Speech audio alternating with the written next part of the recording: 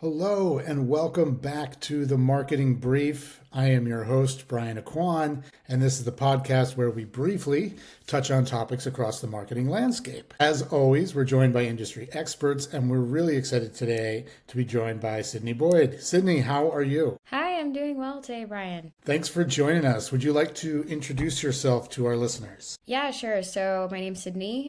I am the founder and CEO of Die Hard Inc. We are a marketing system for attendance-based businesses. So think your venues, your event producers, hospitality, etc. Anywhere where people showing up in IRL accounts for a major amount of your revenue. Our marketing system is the best way for you to be able to understand your audience size and the people who show up for you and then market to them more efficiently. In marketing for the past 5 years, really focusing on building loyalty systems and AI features to support it. So this just seemed like the natural next step. Nice. Awesome. I'm very interested in marketing systems. I've been writing a lot about them. I think it's the natural progression from marketing campaigns, to marketing systems. Another thing I've been writing about and published this week is the conversation economy, which is another progression, I think, is coming from the attention economy, where we were all fighting for there's 24 hours in a day and we need to own the consumer's mindset for X number of hours. I think there's a natural progression now to that's great, but we don't want to be shouting at people. We want to be having conversations with people. So how do we kind of get to that stage? So I think both of those things really dovetail nicely into what you're doing. Maybe we could start talking about fan marketing and why you got into it. What you like about it. Yeah, for sure. So I spent a lot of time working at Epsilon, which is a Publicis Group agency. So I was building these really complex marketing systems for Fortune 500 companies. Just to qualify it for you, 90% of B2C Fortune 500 businesses have some aspect of loyalty marketing, whether it's through your natural points-based system or some type of surprise and delight program design. And they're basically what those systems are great ways to collect first-party and zero-party data on customers, right? So loyalty marketing has been the lifeblood of a lot of marketing decisions because you want to be able to keep your most loyal customers happy and then identify others that have the potential to be the most loyal. And that's the best way of allocating your marketing spend. What I found was I've always been passionate about music. I'm a former event producer myself, doing neo soul nights when I was in college. And it was just so different when I was in college and I didn't know these tools exist. When you're putting up a lot of money, you're wearing a lot of different hats. Marketing is probably one of the most crucial things you can do for your events because it determines who shows up, yet it typically falls to the wayside. And the expense, like in the state where it's like, okay, I'm just going to do what I call is shouting into the void, where I post something on social media and I have a 5 to 10% chance of someone actually seeing it organically, which to put that into like perspective for you, you're more likely to get food poisoning, which is 17%, than to have someone just see your event flyer on their Instagram feed. Wow.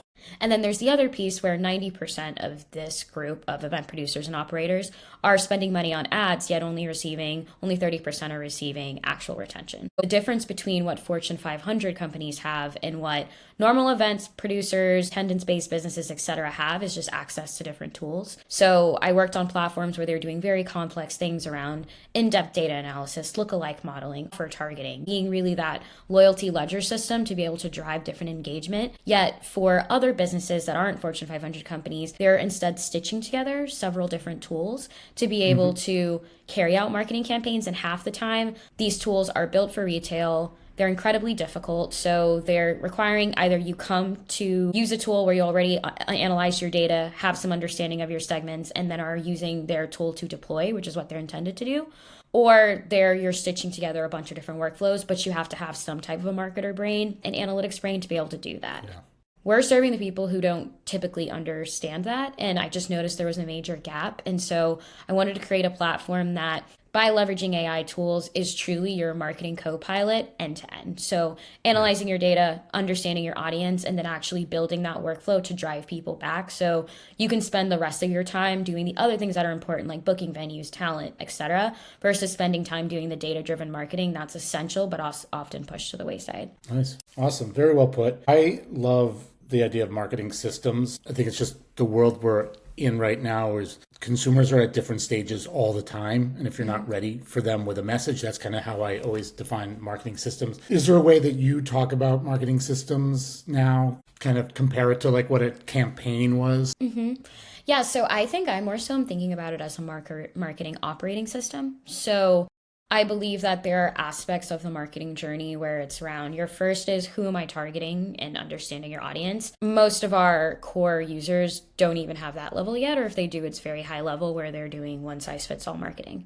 Then comes, okay, I understand my audience. I segment them. I understand the levels and nuances of my audience. So in our platform, we have what we call our 4 proprietary segments that we build the logic to. So new, casual, engaged, and diehards. And then our AI segmentation agent will also suggest segments that are personalized and specific to your fan base. So your group or the people who like a specific genre of music, the people who have come back time and time again, but you need to win back because they haven't shown up in the past month. It pulls out all those different patterns based on specific parameters and clusters and association rules that our AI is able to detect. And then it's like actually pulling the full life cycle. So we allow our users to set perks through our platform, but then typically why people use a loyalty marketing system is that distribution piece. So who does it go to and when is the proper time to actually time that level of communication and how do you speak to them? And our platform handles that distribution as well as actually suggesting the campaigns to reach that specific audience segment. So all they have to do is upload their data, auto segments, campaigns are suggested, input their perks are distributed, and then it's that full life cycle of as they use it, the platform gets smarter and smarter on their audience's behavior. So now it's suggesting in an even more intelligent way the best way to reach people. And so that's what I mean by like a full operating system that's end to end that does the full marketing life cycle in a simplified way. Absolutely. And are you kicking out measurement as part of this too? Like is lifetime value being calculated so that you can kind of see so it? those are all the facets that are a part of what's underlying those segments. It's lifetime value, retention rates, acquisition, engagement behaviors. All of that goes into our proprietary metrics and then also what's guiding these AI segments.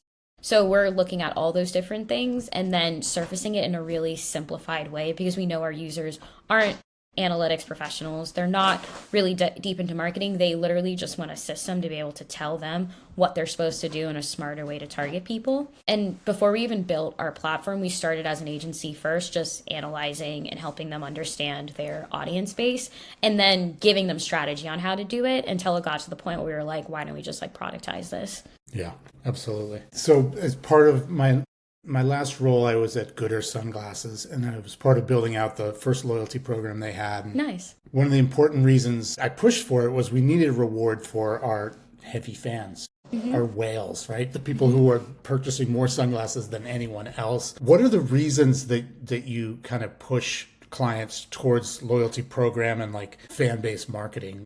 Yeah. What are the payoffs for them? Absolutely. So this functions like a deconstructed loyalty program, right? There's no strict program design rules. It's more so surprise and delight, right? But the reason why we push it is because I think actually a lot of fan marketing tools are passive because your diehard fans are going to authenticate and tell you who they are because they want the benefits of emotional attachment and proximity to who that artist is, venue, DJ, etc. They're naturally going to tell you who they are. But where things get a little bit hairy in the data is the segments that are below that. So the people like your engaged fans who have that potential, who just need that nudge to become your diehard most valuable segment that you have no way of identifying unless you're actually knee deep in your data. Or your new fans that attended one of your events, had above average spend, above average like behavior than what is standard for that group. How do you identify them and then create a type of marketing orchestration that drives them up the pipeline based on the loyalty potential that they've exuded? That's exactly why we think it's so important, and that's to sell in that why we're able to work with 6 different venues, DJs, artists, record labels, etc. is because identifying diehards is easy. The future of marketing isn't about just identifying them. It's about finding more people like them and then guiding up their journey to become your most highest value segment. Yeah. I would think another progression of that is building a community. Yeah. Right. And do you have ways to like kind of build and nurture that community as it kind of grows? Absolutely. So yeah. We initially take in ticketing data, transactional data, CRM data, right? And that's great. But what we really want to get to is the lifestyle, psychographic preferences of who your audience is. That really makes your niche community. And so we do have polling features where you can send text-based polls to people in exchange for perks where they can answer questions like, what made you most excited to come to my event today? My outfit, meeting new people, letting loose after a week, etc. But already we're beginning to profile people based on those types of questions. And then that automatically is feeding our AI segmentation, where we're trying to detect additional people that are similar to that type of niche profile. Additionally, like, it's the people who are constantly buying more than like 3 tickets because they're really your group organizers. They're bringing a bunch of people to your show. That also in it of itself is another type of communities. And what I've found from working with these clients is that they have several subsets. So sometimes it's generational, sometimes it's based on characters, but the more you learn about them, the better. And that's exactly what we try to find, is help them maintain that core community, which is why people showed up in the first place, is for a feeling and the enjoyment of being in that space. Yeah, totally agree. I really love community building. I think when I talk to clients, I often make the point that yes, they love your brand, but they also love other people that love your brand because they want to be around people with like interests, right? And that's probably not more true than within the communities that you're building. So hopefully that resonates as well. Yeah, absolutely. Like, one of our clients has a music listening club. So we'll have around 100 to 150 people show up and just listen to records. And what do you know about the community? They're audiophiles. They enjoy listening to new music as well as stuff from the past and being able to hear the history behind what was created from these albums. Already I have a really strong idea of the type of person that would go to that event just based on that. And they're coming for community, to be with other people who also are audiophiles and like that silent listening experience, and to just share in that together. Yeah, totally agree. Well, I always love to ask my guests, what's something you're excited about? This can be in your professional capacity, this can be in your personal life, but is there something that you're excited about right now? Ooh, I think professionally, for like what we're building, we're just getting started. So right now we're focusing on owned channels, so like SMS and email, but our development roadmap starting next month, so in March, are working on paid media. So being able to take automation from just your owned channels to now paid channels, where you can deploy ads based on lookalike audiences that we've detected from your customer base, and being able to pull that. And like, I think in general, I get excited by being able to give people the full suite of marketing tools that have historically been like gatekept or like behind really expensive price tags in a super usable way, so they can market and grow in the best way possible. It's why I did this. It's why me and my team get excited about it. Is this is a feature that'll now continue to add to what our tool set is, and then just continue to grow. It's awesome. Well, thank you so much for sharing that with us. I know your website is die-hard.io. Mm-hmm. I assume people can find you on LinkedIn. Is there a better way for people to find you? Yeah, so for any questions, or if you guys want to get to know us, reach out to us at hello@die-hard.io. We're happy to get started. Also on our website, you can just sign up for our wait list. We'll be doing our official launch in May. We have our beta available to certain clients right now, but if you want to get started and be able to use the platform, that'll be available to you in May. Amazing. Thank you so much for joining us today, Sydney. Yeah, thank you for the time, Brian. Awesome. Well, this has been a brief marketing conversation on the Marketing Brief podcast. I'm your host, Brian Aquan. Stay curious. Thanks.